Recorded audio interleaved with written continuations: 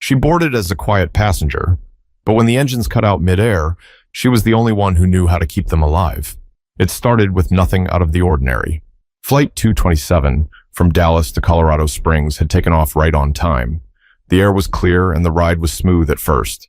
No turbulence, no signs of trouble, just the usual announcements from the cockpit, a cart rolling down the aisle with half-warm drinks, and passengers quietly scrolling through their phones or flipping through magazines they didn't really want to read.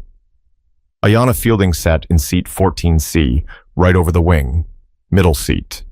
She didn't care for it, but she wasn't one to fuss. She had been bumped off her earlier flight due to overbooking, and this was the next one out. She accepted it like she accepted most things, quietly, calmly, just like she'd learned to do over the years. She was dressed in dark jeans, sneakers, and a soft green pullover. Her hair, pulled back into a neat bun, didn't attract attention. Nothing about her did. She liked it that way. The man to her left kept adjusting his seat, grumbling about legroom. The teenager on her right had earbuds in and was watching something on his phone, chuckling at the screen. Neither of them seemed to notice her. Most people didn't. That was fine. Ayanna wasn't flying for work. She wasn't speaking at a conference, teaching a class, or meeting a board of directors. She was just going to visit her mother in Pueblo. Her mother had called last week sounding weaker than usual. "Come soon if you can," she'd said. So Ayanna booked the flight and packed light.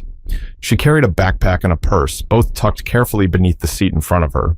She pulled out a crossword puzzle book and a pen from her bag and started working through the clues, quietly chewing a mint as the engines hummed along. Row 14 was just behind the wing, close enough that she could hear the mechanical rhythm of the flaps when they shifted. Most people couldn't pick up the subtle change in pitch when the engines adjusted for altitude.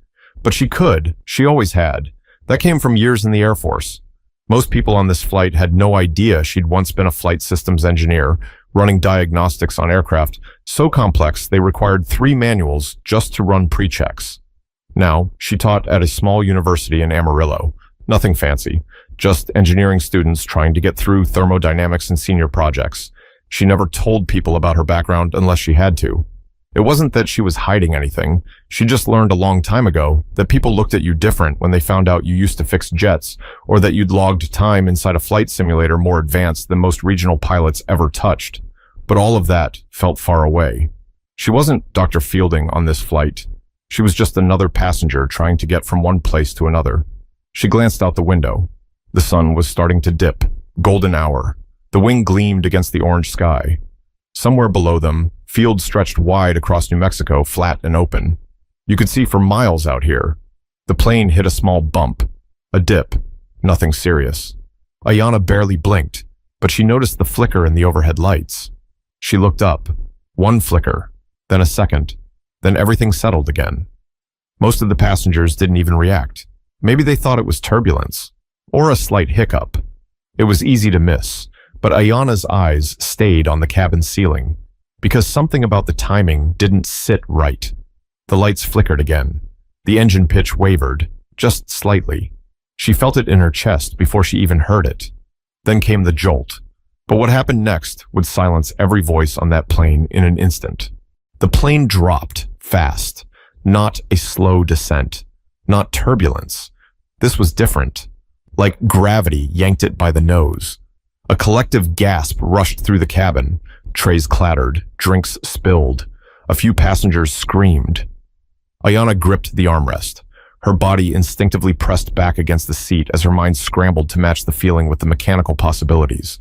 This wasn't normal. Not at this altitude. Not with this kind of dip. Then, darkness. For 2 full seconds, everything went black. The lights, the screens, the whir of the fans, all gone. Then, the emergency lights kicked in, flickering weakly along the aisle in a dull red-orange, like a backup generator trying to decide if it wanted to live or die. Ayanna leaned forward, pressing her hand against the seat in front of her. The teenager next to her yanked out his earbuds and sat bolt upright. The man on her left cursed and clutched the armrest with both hands. Then the masks dropped. Every row. A cold clatter as the yellow cups swung down in unison, bouncing slightly from the sudden lurch. Some passengers screamed. Others fumbled, trying to remember what to do. A woman across the aisle was already sobbing, hands shaking so badly she couldn't pull the elastic band over her head. Ayanna reached for her mask and slipped it on smoothly. She looked up. The lights above weren't flickering anymore. They were dead. The engine hum was gone, replaced by a strange whirring sound she knew too well. It was the sound of an aircraft gliding, not flying, gliding. That meant the engines were off. No thrust, no lift control, no hydraulic assistance. Her mind raced. In an aircraft like this, probably a twin-engine regional jet, that meant something massive had failed. Possibly electrical, possibly worse. A flight attendant, tall and jittery, stumbled into the aisle and tried to speak. "Ladies and gentlemen, please remain calm. Please pull down on your oxygen masks and breathe normally." Her voice cracked mid-sentence. Her hands were trembling. Ayanna watched her closely, not because of panic, but because of what she said next. "There has been a systems error. The captain and first officer are assessing." Her radio crackled. She turned toward the cockpit, trying to get a message through. Ayanna strained to listen. The radio crackled again, then broke into what sounded like muffled shouting. Not panic, but stress. Words she could barely make out. "Rudder not responding. Controls dead. Hydraulics, check hydraulic line 3. Ayanna's heart pounded. That wasn't good. Not just a failure, a full system shutdown. And now they were talking about rudder control being gone? That meant flight surfaces were unresponsive. They weren't just losing altitude, they were flying blind. She reached under the seat, pulled out her backpack, and unzipped the front pocket. She pulled out a pen and small notepad. Her fingers started jotting down what she'd heard. She'd done this before, not on a commercial jet, but in war zones. In desert hangars where aircraft went up not knowing what they'd come back down as. The man beside her looked over, confused. What are you doing?" "Listening," she said simply. "To what?" "To the things they're not saying out loud." He blinked at her. She didn't offer more. She didn't have time. Her eyes scanned the overhead panel. She watched the flight attendant again as she received another garbled message. The attendant turned back toward the cabin and began moving up the aisle, trying to stay composed. But her face gave away the truth. She didn't know what to do next. Ayanna glanced down the aisle. Passengers were panicking. One woman was praying out loud. A man further back was on the phone, leaving what sounded like a goodbye message. A child somewhere near the back was screaming for her mom. The entire plane was in emotional freefall, and they hadn't even hit the ground. But Ayanna wasn't watching them anymore. She was watching the cockpit door, because it hadn't opened. And in this kind of failure, with this level of risk, the pilots should have made a cabin announcement by now. At the very least, reassured the passengers, but it had been radio silence, which meant either they were locked in damage control or they were in over their heads. But someone needed to speak up before the whole plane gave up. Ayanna unbuckled her seatbelt. The seatbelt sign was still lit, of course, but that didn't matter anymore. The plane wasn't bouncing. It was sinking, steady, like something heavy had given up trying to fly. Passengers gasped as she stood. "Ma'am, please, sit down," the flight attendant called out, already rushing toward her. "I need to speak to the captain," Ayanna said, firm but calm. We're handling it." "You're not," Ayanna interrupted. "If the rudder's unresponsive and the backup hydraulics aren't kicking in, they're losing surface control. If they're still gliding at this altitude, they've got about 10 minutes, maybe less, before they have to ditch or land somewhere. They won't have time to troubleshoot both." The attendant froze. Ayanna looked her in the eyes. Not angry, not scared, just clear. "I'm a former Air Force flight systems engineer. I used to teach emergency protocols for this exact type of multi-system failure. I know what's happening. I can help." The flight attendant stared for a moment, torn between protocol and the obvious. Then she nodded, just once, and turned toward the cockpit. The man in 14A leaned back, eyes wide. "Wait, are you serious?" Ayanna didn't answer him. Her eyes followed the attendant. The cockpit door cracked open after a tense 30 seconds. That was already too long. The attendant spoke to the captain, her voice low but fast. The door opened wider. The pilot stepped out halfway, eyes scanning the aisle like he wasn't even sure what he was looking for. "Which one is she?" The attendant pointed. Ayanna stepped forward. The pilot was younger than she expected, maybe late 30s, with tired eyes and sweat beading along his forehead. You said you worked flight systems? 15 years, Air Force. I've written training protocols for cascade failures like this. He blinked. What are you doing in coach? Ayana gave a tight smile. Just trying to get home. He looked back toward the cockpit, then stepped aside. Come in. Inside, it was worse than she expected. The co-pilot had his headset half off, fiddling with switches that clearly weren't responding. One of the screens had gone black entirely. Another was showing erratic data. Altitude readings were jumping, and none of the manual control feedback was registering. Full power loss? Yeah, it started about 12 minutes ago. We lost redundancy across the hydraulic lines. Some kind of electrical surge tripped half the board. APU? She asked. Offline. Won't reset. Ayana leaned over and examined the side panel. Did you check the secondary bus switch for bleed air override? The co-pilot looked at her like she'd spoken another language. We didn't, we were trying to restart through the backup generator, but the power loop's not responding. She nodded. That's why your rudder's gone. If the pressure valves are stuck open, you're bleeding off everything through line 3, and nothing's getting to the tail. She moved to the panel, careful not to touch anything without asking. May I? The captain hesitated, then nodded. Ayana reached down and toggled 2 switches, then flicked a third one, then paused. Try your rudder pedals now, just a little pressure. The captain did. His eyebrows shot up. It's responding? Barely. It'll hold long enough to get you level, but you need to pick a landing site now. You're gliding, and you've got about 80 miles left in this airframe before gravity finishes the job. The co-pilot started checking altimeter data again. There's an old strip near Socorro, emergency use only, but it's listed. Ayana nodded. That'll work. You'll need to do a long, wide loop to approach from the west. Keep the turn shallow. You don't have the yaw for anything sharp. The captain exhaled hard. You just saved this plane. Ayana didn't answer. She didn't need to. Outside the cockpit, the passengers were still scared, still confused, still clinging to armrests and prayer. They had no idea the woman in row 14C had just corrected a flight path the pilots didn't even know how to fix. But saving the plane was only the beginning. The real test was getting it on the ground. Ayana stayed in the cockpit, standing just behind the captain and co-pilot.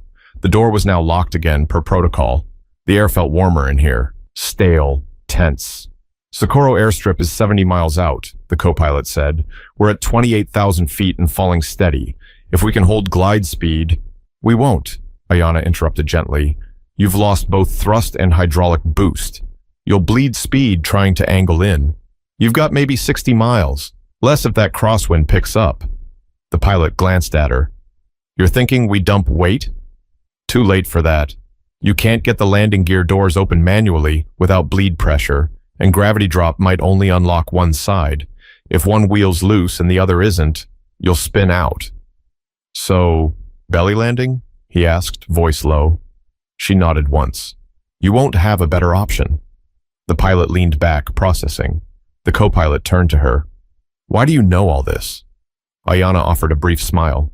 Because I used to run failure simulations just like this, only we didn't have 147 people sitting behind us when we made a mistake. The captain looked down at the controls. What would you do if you were in my seat? I'd stay off the radios, she said. You don't need the FAA trying to walk you through something they've only read about in a training binder. Focus on the glide path. Start a slow descent now. No sudden drops. The co-pilot started adjusting trim settings. We're going to have to go in blind on elevation. That old airstrip doesn't have approach lighting.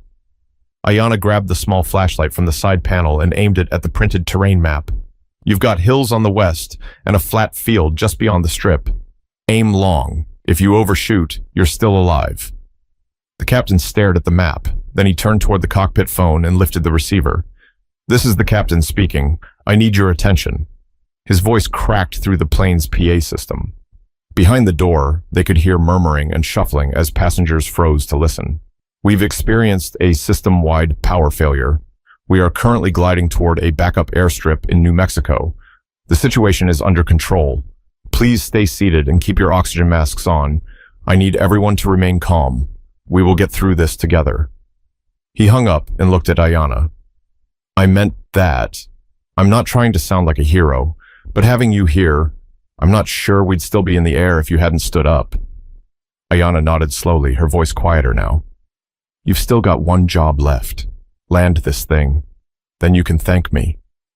They fell silent for a few moments. Then a knock came at the cockpit door. The flight attendant's voice followed. She's asking for Dr. Fielding? The captain looked confused. I thought you were staying in here. I need 10 seconds with someone, Ayana said. I'll be right back. He buzzed the lock.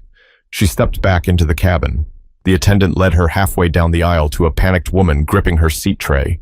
Her daughter sat beside her, crying softly into a stuffed animal. I didn't know who else to ask, the mother whispered. They said you knew what was going on. Are we going to die?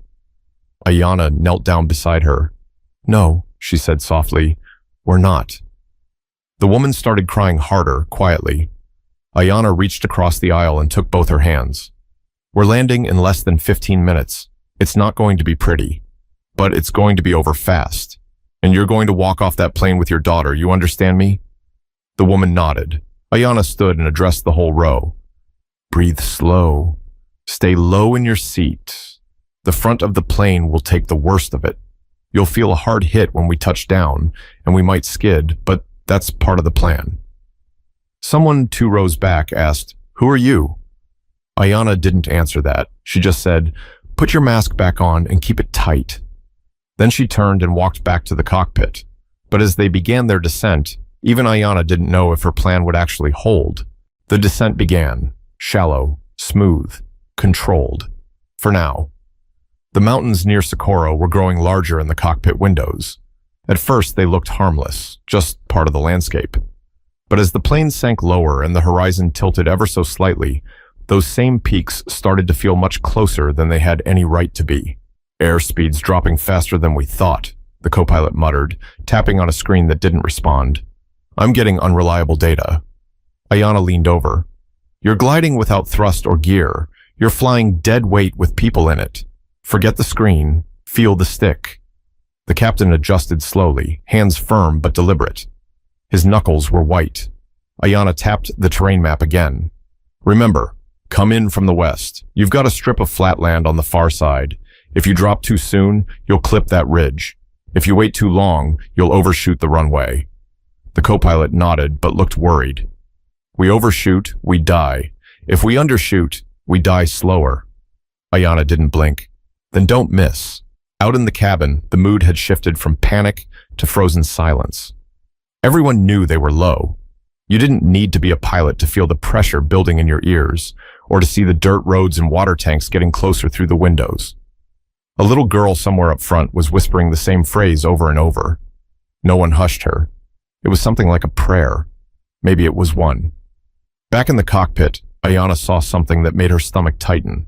A red light flashing beneath the secondary panel. Fuel vapor pressure, she said aloud. You've got fumes building in the left wing. That's from the residual suction near the shutoff valves. If that leaks during landing, it could ignite. The captain cursed under his breath. Ayana pointed. You need to keep the left wing up on touchdown, tilt slightly, come in on the right. But we'll tip. I know. He paused. How sure are you? She met his eyes. I'm not. But I've read 6 crash reports where they didn't try. Every one of them ended the same. The plane dipped slightly, then straightened. The co-pilot reached for the landing gear control. We're coming in. Ayana held her breath. He pulled the lever. Nothing. Manual release? Already tried. Ayana shook her head. Don't force it. We go belly down. The ground was rising now, fast. Throttle? Dead. Flaps? No response. Ayana looked out the front window and pointed. There, that stretch, just beyond the marker poles. Aim there. The captain locked his focus. The plane slid forward like a bird with broken wings. It wasn't flying. It was falling with grace, and then impact. The front of the fuselage hit hard, dragging against dirt and gravel and uneven patches of land. Sparks flew up from beneath them. Ayana felt the plane twist slightly to the left. The right side dug in. The tail started to spin. Inside, passengers screamed. Seatbelts strained. A few oxygen masks snapped off their hooks. Something in the rear cabin broke loose and slammed into the aisle wall.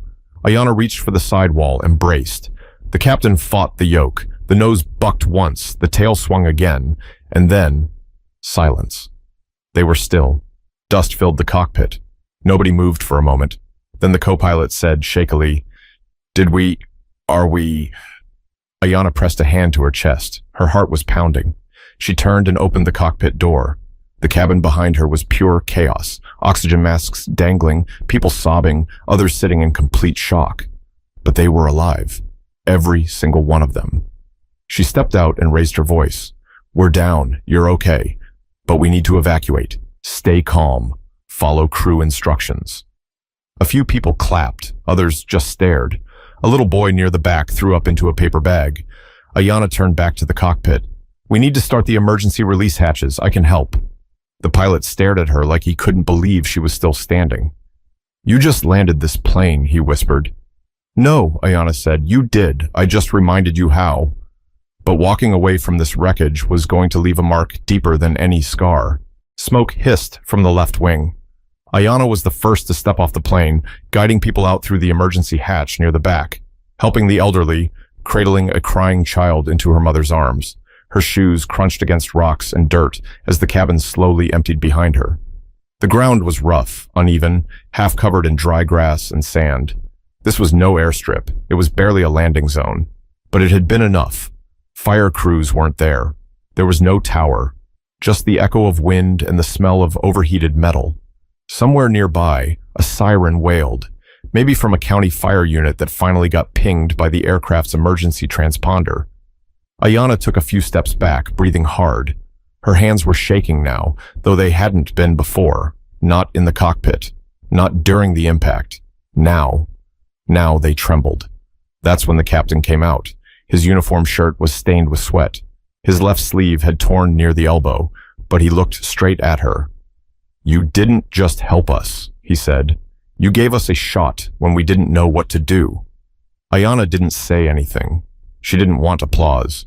She didn't want a medal. She hadn't done this for praise. He stepped closer, lowering his voice. If you hadn't stood up, if you'd stayed quiet, we'd be dead. She looked over at the passengers gathering in small clumps, hugging each other, sobbing into phones. One woman sat cross-legged in the dirt, holding her child like she was afraid to let go. I wasn't supposed to be on this flight, Ayanna murmured. They bumped me off the earlier one. The captain smiled faintly. I think someone bumped you here for a reason. Ayanna looked up as the first fire truck bounced its way toward them over the dirt road. Behind it came an ambulance and a dusty sheriff's cruiser. The co-pilot came over with his headset still around his neck. News crews are already on it. FAA's been alerted. They're going to want a full report. Let them write whatever they want, Ayanna said. Just make sure they spell my name right if they insist on putting me in the papers. He chuckled. Dr. Ayanna Fielding. They'll remember. By the time the buses arrived to transport the passengers to a community center nearby, Ayanna had faded into the background. She didn't pose for any photos. She didn't give a speech. But as she climbed onto the bus, a woman grabbed her hand. It was the same mother from the cabin, the one who couldn't get her mask on. Her daughter clung to her leg.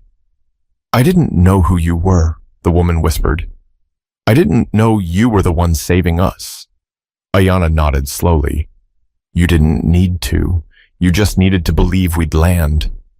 The woman looked like she wanted to say more, but Ayanna gently squeezed her hand and kept walking. The bus was quiet as it pulled away. People were exhausted, numb. Some were whispering into phones. Others just stared out the window, watching the wreckage get smaller in the distance. Ayanna sat in the third row. She leaned her head against the glass and finally exhaled. 12 hours ago, she was just flying to see her mother. Now she was the reason 147 people were still breathing. The man who had been sitting beside her, 14A, walked down the aisle and stopped at her row. I owe you an apology, he said. Back when you stood up, I thought you were crazy. She looked at him. I don't blame you. I think I'm going to go back to school, he said suddenly. Learn something real. I'm tired of sitting around pretending I know things when people like you actually do. She smiled gently. Then it was worth it. The rest of the ride was silent.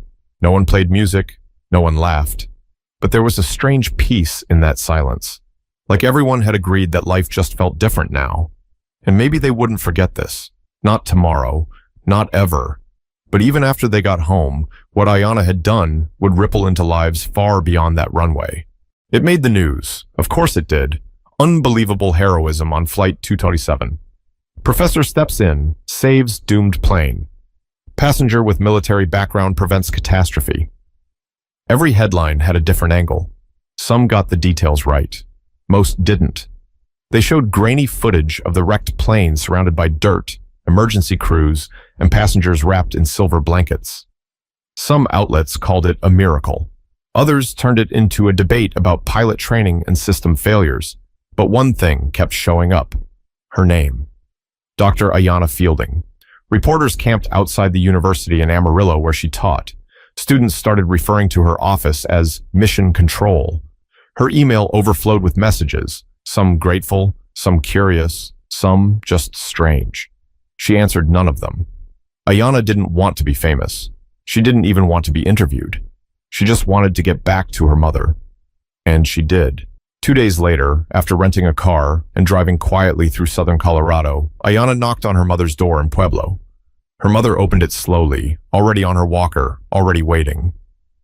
"Was that you I saw on the news?" she asked, voice raspy. Ayanna smiled.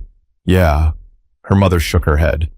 "You always were too smart to sit in silence." They sat at the kitchen table, drank tea, watched the rain tap softly against the windows. And for the first time in years, Ayanna allowed herself to feel what she hadn't let come through on that plane. Fear. Not panic. Not the chaos of passengers screaming, but the heavy, slow fear of being responsible for lives you may not save. "I wasn't sure," she whispered. "I wasn't sure we'd make it." Her mother reached out and placed a hand over hers. "Doesn't matter," she said. "You stood up anyway." That night, Ayanna lay on the couch, staring at the ceiling, listening to the old radiator hum through the walls. No headlines, no buzzing phones. Just quiet. The kind that comes after the storm. 3 weeks later, she returned to work. Her students stood when she entered the room. She waved them off. "Sit down." She said. "We've got work to do." One of the students raised a hand. "Professor Fielding, is it true you landed a plane?" She didn't smile. She didn't joke. She just nodded. "Yeah. And I'm here to teach you how not to ever be in that situation."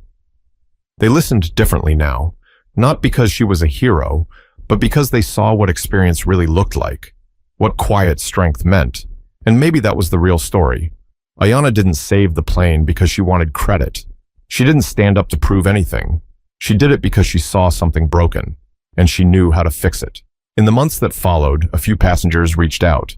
One sent her a photo of their family at Christmas, writing, "We made it because you didn't wait for permission." A little girl mailed her a drawing, a woman with wings standing at the front of a plane, smiling. She hung it in her office, right above her desk. Not for anyone else, just as a reminder. Because sometimes the person you ignore, the one you don't thank, don't notice, don't even really see, that's the one who'll save your life. Ayanna Fielding didn't look like a pilot. She wasn't wearing a badge. She didn't speak first. But she knew what to do when nobody else did, and she stood up anyway. If this story taught you something, remember this. Sometimes leadership doesn't sound like shouting. Sometimes courage looks like standing up when nobody's asking you to. So when it's your moment, don't wait for permission. Do the right thing.